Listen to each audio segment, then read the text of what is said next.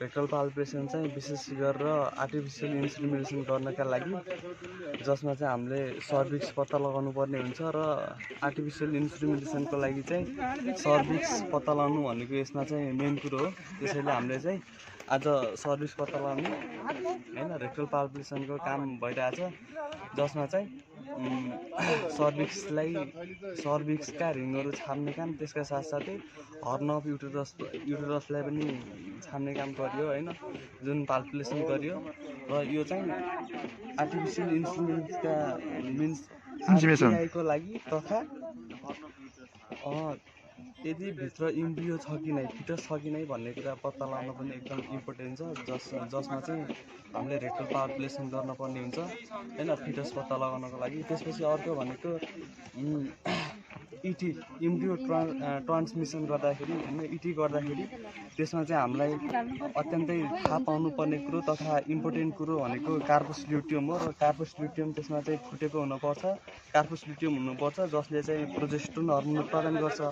त्यो चाहिँ भ्रूणको लागि अत्यन्तै आवश्यक हुन्छ। र त्यही नै आज हाम्रो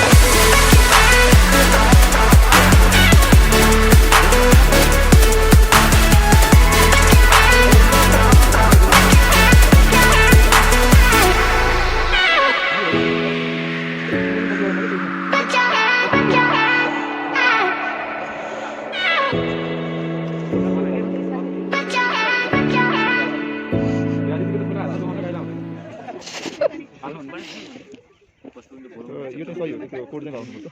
त्यो त्यो कोड भिडियो मिलेन भइरहेछ।